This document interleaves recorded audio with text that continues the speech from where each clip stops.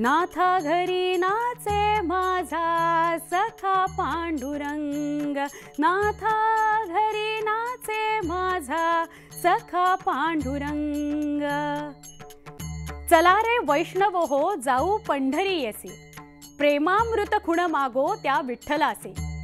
टाळ मृदुंगाचा गजर, ज्ञानबा तुकारामांचा जयघोष, संत सोपान काकांच्या पालखीनं पंढरीकडे प्रस्थान ठेवलेलं आहे। सासवड नगरी विठुरायाच्या जयघोषानं अगदी दुमदुमून गेलेली आहे। कऱ्हा नदीच्या तीरावर वसलेलं सासवड हे गाव संपूर्ण भक्तिभावानं अक्षरशः न्हाऊन निघालंय। यावेळी भाविकांनी माऊली सोपान काकांच्या नावाचा जयघोष केला आणि अक्षरशः फुलांची उधळण करून हे सासवड पूर्णपणे वेगवेगळ्या रंगात न्हाऊन निघालं। तर संत ज्ञानेश्वर माऊलींच्या पालखीचा आज सासवडमध्ये विसावा असणार आहे। दरम्यान संत तुकाराम महाराजांच्या पालखीनं लोणी काळभोरहून पहाटे यवतकडे प्रस्थान ठेवलं। संत तुकाराम महाराजांच्या पालखीचा आज यवतमध्येच मुक्काम असणार आहे।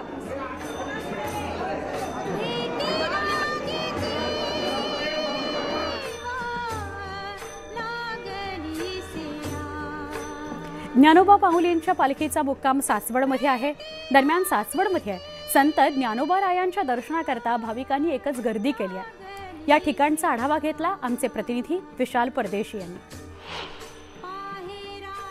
आता लोपला दिनकर बाप ज्ञानेश्वर समाधीस्थ माऊलींच्या पालखीचा मुक्काम जो आहे तो सासवड मुक्कामी। कालपासून माऊलींची पालखी सासवड मुक्कामी, उद्या त्यांचं माऊलीच्या पालखीचं जेजुरीच्या दिशेने प्रस्थान होईल। जेजुरी ती मुक्कामी असेल, पण तत्पूर्वी आपण बघतोय सासवडमध्ये मोठ्या संख्येने भाविक जे दोन्हीकडचे भाविक म्हणजे मग ते सासवडच्या खालच्या असतील किंवा मग सासवडच्या पुढेही त्या भागातले जे भाविक आहेत किंवा वारकरी संप्रदायातले वारकरी असतील दर्शनासाठी आवर्जून या ठिकाणी उपस्थित होत आहेत। प्रत्येकाची एकच भावना आहे की केव्हा अगदी माऊलींच्या या चरणांना या पादुकांना स्पर्श होतोय की हा स्पर्श थेट आपला पंढरपूरच्या विठुरायाच्या चरणी पोहोचणार आहे। या भावनेने सगळेजण जे आवर्जून या ठिकाणी दर्शन घेताना आपण बघतोय।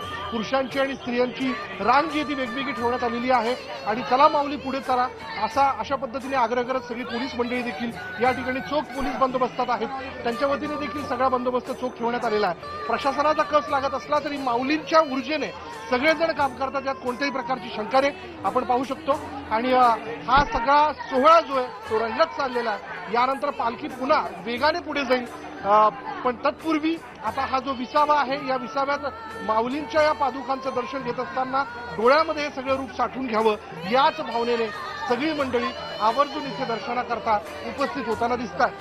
पहा आनंदाचे डोही आनंदाचे रंग हा सोहळा जो आहे तो यापुढेही न्यूज 18 लोकमतच्या माध्यमातून भेटी लागे जीवाच्या माध्यमातून आपण जाणून घेत राहणार आहोत।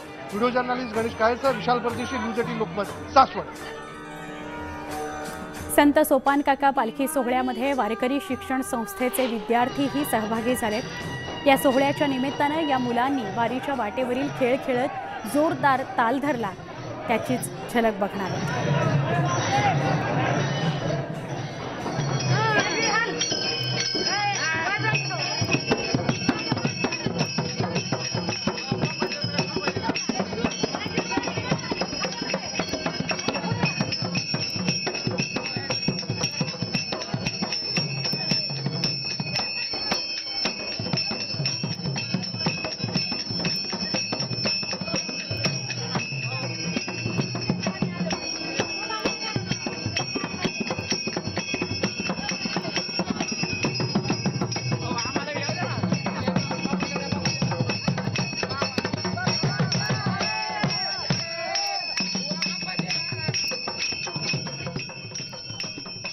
विठुरायावरचं निव्वळ प्रेम आहे हे सगळं जे आपण वारीमध्ये बघतो। वेगवेगळ्या भाविकांच्या वारकऱ्यांच्या ज्या कला असतात त्यातून ते प्रेम सादर होत असतात। संत ज्ञानेश्वर माऊलींची पालखी 2 दिवस सासवड मुक्कामी असते। सासवडला वारी प्रवासात विशेष आध्यात्मिक महत्त्व आहे। सासवडला संत सोपान काकांची नगरी म्हणून ओळख मिळालेली आहे। पाहूयात या सासवड नगरी संदर्भातला स्पेशल रिपोर्ट।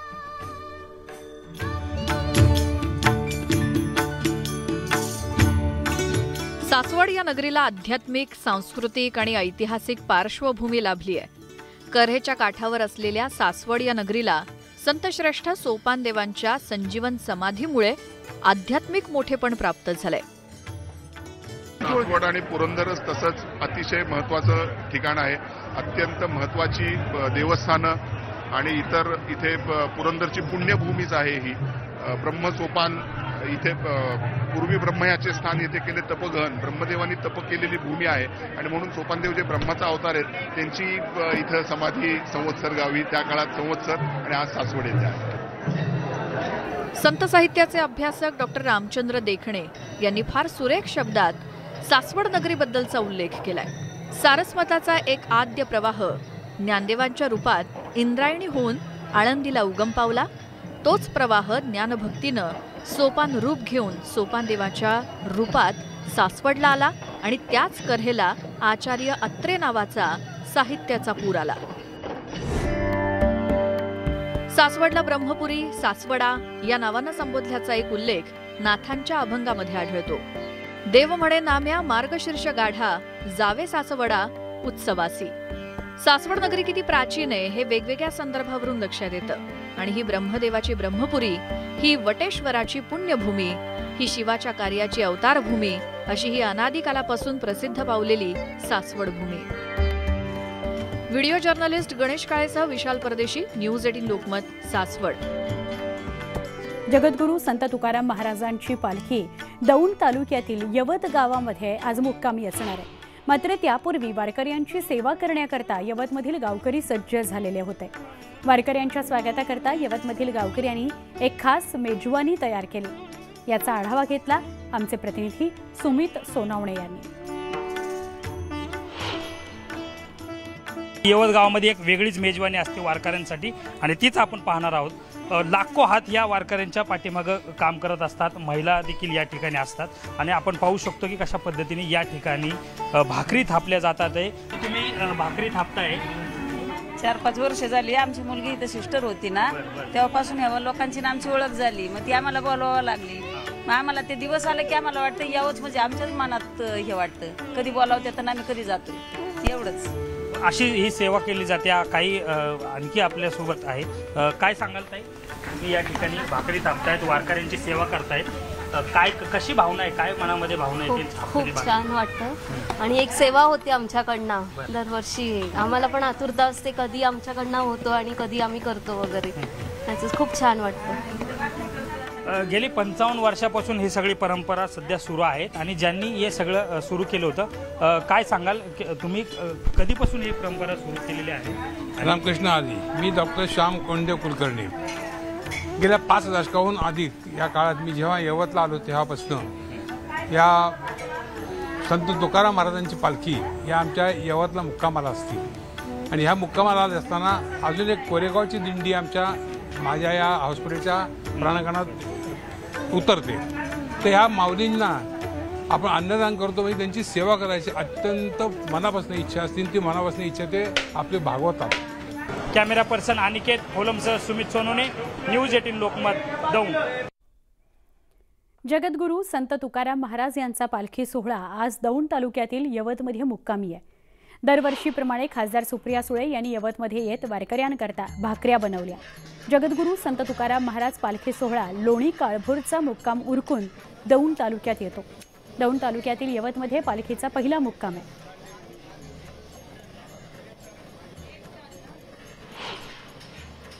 पिठलं आणि भाकरी दोन्ही आम्ही सगळ्यांनी मिळून केलं. एक वेगळा आनंद असतो, एक वेगळी सेवा असते आणि दुसऱ्याला जेवण वाढणं ह्याच्यापेक्षा कुठलंही किंवा त्यांना प्रेमाने जेवण देणं हे कोणासाठी सगळ्यात आनंदी गोष्ट असते आणि समाधानी.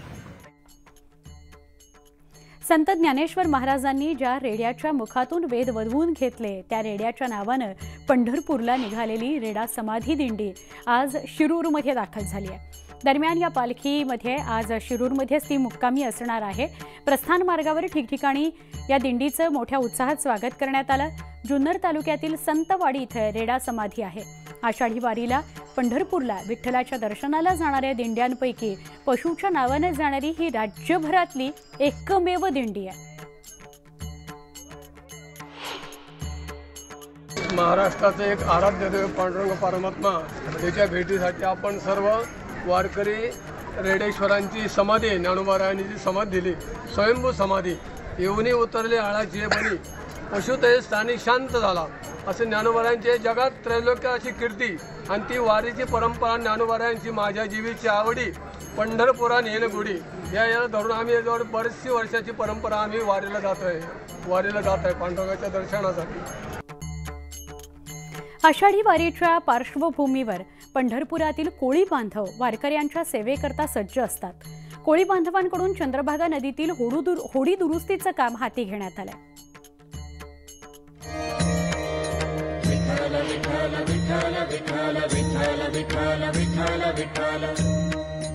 आषाढी वारीच्या पार्श्वभूमीवर पंढरपुरात तयारीला वेग आलेला आहे.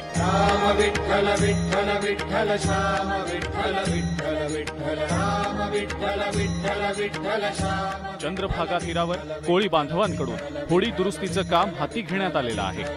200 होड्या वारकऱ्यांना सेवा देण्यासाठी सज्ज होणार आहेत. भाविक आणि भाविकाच्या जीवाला कुठलाही धोका होऊ नये ह्यासाठी आम्ही 24 तास इथं सतर्क असतो. आज तुम्ही जी बघताय ह्या नावा दुरुस्तीचं काम चालू आहे. वर्षातून 2-3 वेळा अशा नावा दुरुस्त कराव्या लागतात. पंढरपुरात आलेले भाविक पुंडलिक मंदिर ते विष्णुपद तसंच नदीच्या पैल तीरावर जाण्यासाठी नौका विहाराचा आनंद घेतात.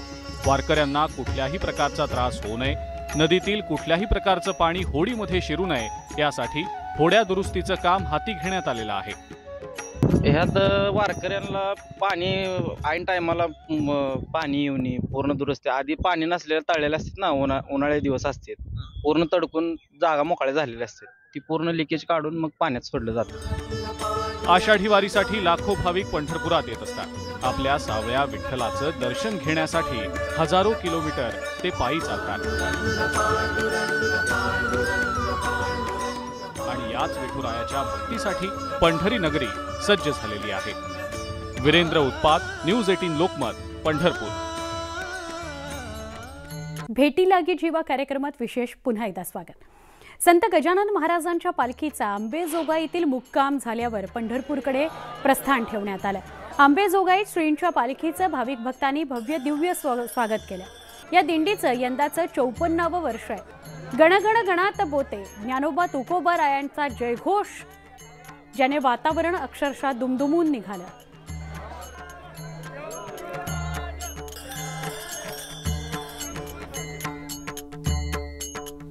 या सगळ्या प्रवासासह आज भेटी लागी जीवामध्ये इथेच थांबतोय. ताज्या बातम्यांकरता पहा फक्त न्यूज 18 लोकमत.